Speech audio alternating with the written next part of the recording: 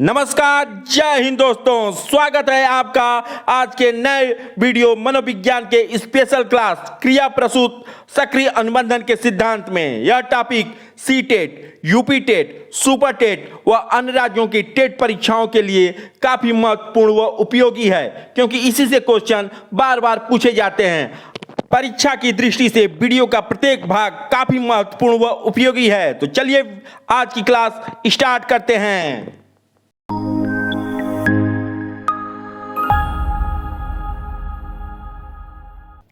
आज का टॉपिक है क्रिया प्रसूत सक्रिय अनुबंधन का सिद्धांत। यह किसने दिया था? बीएफ स्किनर ने।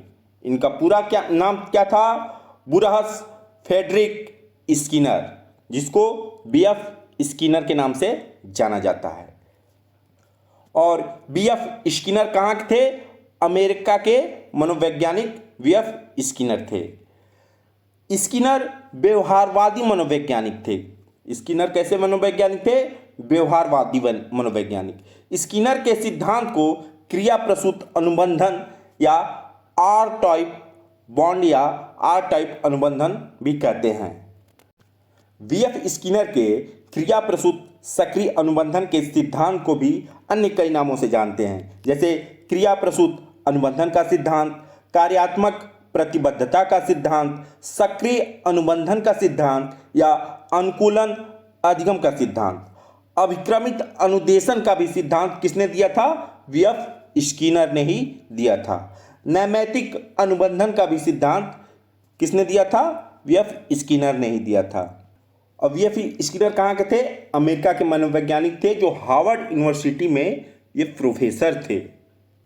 बीएफ स्किनर ने दो पुस्तकें लिखी, the behaviour of organism, the behaviour of organism इनकी पुस्तक का नाम था, जो 1938 में प्रकाशित हुई थी। कब हुई थी? 1938 में प्रकाशित।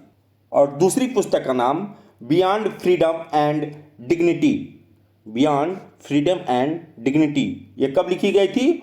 1971 में ये पुस्तक लिखी गई थी। और द बिहेवियर ऑफ ऑर्गेनिज्म 1938 में। ये दोनों पुस्तकें किसने लिखी थी? बीएफ स्किनर ने। बीएफ स्किनर के क्रिया प्रसूत सक्रिय अनुबंधन के सिद्धांत में पुनर्बलन पर बहुत ही बड़ा महत्व दिया जाता है, पुनर्बलन को। इसलिए इनके सिद्धांत को पुनर्बलन का भी सिद्धांत कहते हैं। थ्योरी ऑफ रेनफोर्समेंट भी इनके सिद्धांत को कहते हैं। ये सभी प्रश्न सी टेट, यूपी टेट और सुपर टेट के लिए काफ़ी महत्वपूर्ण है, तो वीडियो को शुरू से अंत तक जरूर देखें। बीएफ स्किनर ने अपने सिद्धांत क्रिया प्रसूत अनुबंधन को सिद्धांत को प्रतिपादित करने से पहले इन्होंने कुछ प्रयोग किए। इन्होंने अपना प्रयोग किस पर किया? एक सफ़ेद चूहे पर किया था अपना प्रयोग। यह चूहा कैसा था? भूखा था। और चूहे के बाद दूसरा प्रयोग किस पर किया था? कबूतर पर। कबूतरों की कितनी संख्या थी? 8। यह क्वेश्चन बार बार परीक्षा में पूछता है कि बीएफ स्किनर ने अपने कितने कबूतरों पर अपना प्रयोग किया, तो कबूतरों की संख्या कितनी थी? 8। और जिस बॉक्स में चूहे को इन्होंने रखा, उस बॉक्स को क्या कहते हैं? Skinner box.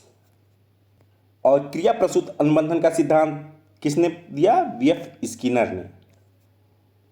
और सफ़ेद चूहे पर अपना प्रयोग कब किया था? 1930 में। और कबूतर पर अपना प्रयोग किया था कब? 1943 में इन्होंने कबूतर पर प्रयोग किया, और 1930 में इन्होंने चूहे पर प्रयोग किया था। और चूहे पर प्रयोग करके 1938 में इन्होंने अपना सिद्धांत दिया, क्रिया प्रसूत अनुबंधन का सिद्धांत।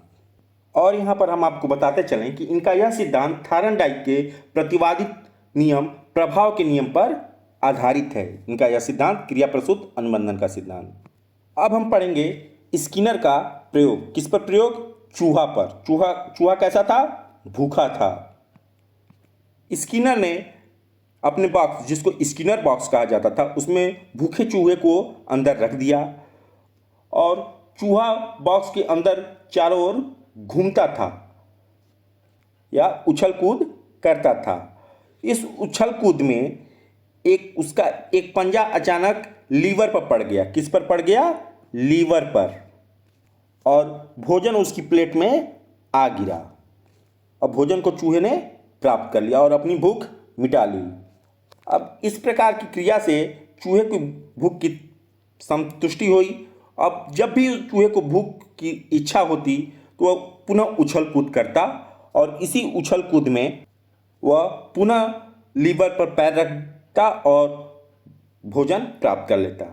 स्किनर ने देखा कि भोजन मिलने से चूहे की क्रिया को क्या मिलता है, रेनफोर्समेंट मिलता है, मतलब पुनर्बलन मिलता है। उसने इस चूहे पर यह प्रयोग कई बार दोहराया। स्किनर ने चूहे पर प्रयोग कई बार और दोहराया और देखा कि स्थिति ऐसी आ गई कि भूखे चूहे ने पिंजरे में पहुंचते ही लीवर दबा देता है तुरंत और तुरंत भोजन प्राप्त कर लेता है। दूसरे शब्दों में उसने लीवर दबाकर भोजन प्राप्त करना सीख लिया। इस प्रयोग के आधार पर स्किनर ने अपना सिद्धांत दिया, क्रिया प्रसूत अनुबंधन का सिद्धांत। और कब दिया था? 1938 में। प्रयोग किस पर किया था? चूहे पर। इन्होंने अपना सिद्धांत 1938 पर दिया था, प्रयोग 1930 में किया था, इतना याद रखिएगा। और कबूतर पर प्रयोग 1943 में किया था, दूसरा प्रयोग। इस प्रयोग के आधार पर स्किनर ने पुनर्बलन रेनफोर्समेंट पर विशेष बल दिया। जब किसी प्राणी को किसी अनुक्रिया से सुखद परिणाम प्राप्त होता है तो वह अनुक्रिया को बार बार दोहराता है, जैसे कुत्ते ने दोहराया। इस प्रकार दोहराने की इच्छा को ही क्या कहते हैं? पुनर्बलन कहते हैं। अब यहाँ पर क्वेश्चन पूछता है कि पुनर्बलन का सिद्धांत किसने दिया था? तो पुनर्बलन का सिद्धांत, क्रिया प्रसूत अनुबंधन या पुनर्बलन का सिद्धांत वीएफ स्किनर ने दिया था। एक पुनर्बलन है, उसको सीएच हल ने भी पुनर्बलन का सिद्धांत दिया था। यहाँ पर हम स्किनर के पुनर्बलन के सिद्धांत को पढ़ रहे हैं। जब कोई बालक क्रिया करता है तो क्रिया के दौरान उसमें जो अनुक्रिया में वृद्धि होती है, जो उसके अनुक्रिया में ग्रोथ होता है, उसे क्या कहते हैं? पुनर्बलन कहते हैं। पुनर्बलन का सिद्धांत 1957 में अमेरिकी वैज्ञानिक बरहस फ्रेडरिक, जिसको वीएफ स्किनर भी कहते हैं, ने पुनर्बलन के सिद्धांत दिया। पुनर्बलन के सिद्धांत को सबलीकरण का भी सिद्धांत कहा जाता है। परीक्षा में क्वेश्चन पूछता है बार बार कि सबलीकरण का सिद्धांत किसने दिया? पुनर्बलन को ही सबलीकरण कहा जाता है। इसका भी सिद्धांत वीएफ स्किनर ने ही दिया। और कब दिया? 1957 में। स्किनर एक व्यवहारवादी मनोवैज्ञानिक थे। इन्होंने दो प्रकार के व्यवहारों का वर्णन किया है, प्रतिवादी अनुक्रिया और सक्रिय अनुक्रिया। प्रतिवादी अनुक्रिया क्या होती है? जो स्पष्ट उद्दीपक की उपस्थिति में उत्पन्न होती है, जिसका परिणाम अनैच्छिक होता है।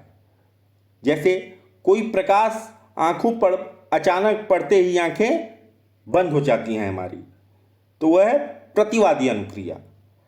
या कोई गर्म चीज को छूने से हमारा हाथ हम अपने हटा लेते हैं। जैसे कोई बच्चा लालटेन को एक बार छुएगा, उसके बाद जब उसके सामने लालटेन ले जाया जाएगा तो उसको वो छूने से देखेगा लेकिन छुएगा नहीं, वो अपना हाथ हटा लेगा। ये है प्रतिवादी अनुक्रिया। और सक्रिय अनुक्रिया वो होती है जो प्राणी अपने लक्ष्य की प्राप्ति करता है। यह ऐसा अधिगम व्यवहार है जो कुछ परिणाम स्वरूप पुरस्कार प्राप्ति का साधन बनता है। वह सक्रिय अनुक्रिया, जैसे मुझे यह करने पर ही मुझे पुरस्कार प्राप्त होगा, चाहे गोल्ड मेडल ही मिलेगा, उसे कहते हैं सक्रिय अनुक्रिया। जिसके परिणाम स्वरूप वीएफ स्किनर के सिद्धांत को रेनफोर्समेंट अर्थात पुनर्बलन का भी सिद्धांत कहा जाता है। अब हम पढ़ेंगे वीएफ स्किनर के सिद्धांत का शैक्षिक महत्व, इसका शिक्षा के क्षेत्र में क्या महत्व है। इस वीएफ स्किनर के सिद्धांत सीखने पर बाह्य पुनर्बलन पर अधिक बल देता है। बालक के अच्छे व्यवहार करने पर माता पिता को बालक की क्या करनी चाहिए? प्रशंसा करनी चाहिए। बालक अच्छा व्यवहार करता है तो माता पिता को उसकी प्रशंसा करना चाहिए। वही प्रशंसा ही बालक के लिए क्या है? पुनर्बलन, फीडबैक। अभिक्रमित अनुदेशन तथा शिक्षण मशीन इसी सिद्धांत की देन है। किस सिद्धांत की देन है? क्रिया प्रसूत अनुबंधन के सिद्धांत की देन है। अभिक्रमित अनुदेशन तथा शिक्षण मशीन। और अभिक्रमित अनुदेशन किसके द्वारा दिया गया था? वीएफ स्किनर के द्वारा दिया गया था। रेखीय अभिक्रमित अनुदेशन भी किसके द्वारा दिया गया था? वीएफ स्किनर के द्वारा दिया गया था। और जो शिक्षण मशीन थी, सिडनी प्रेसी द्वारा टीचिंग मशीन का प्रतिपादन किया गया था। यह सिद्धांत सीखने की क्रिया में अभ्यास पर बल देता है। यह सिद्धांत क्रिया से अधिक क्रिया के परिणाम पर बल देता है। तो आज वीएफ स्किनर के क्रिया प्रसूत सिद्धांत में आज सिर्फ इतना ही। इसी से क्वेश्चन बार बार सी टेट में, यूपी टेट और सुपर टेट में बार बार घुमाकर आगे पीछे पूछता है। अतः इसका अध्ययन आप एक बार दो बार जरूर करें। वीडियो अच्छा लगा हो तो चैनल को लाइक और सब्सक्राइब करना ना भूलें। मिलते हैं अगले वीडियो में, तब तक के लिए जय हिंद, वंदे मातरम।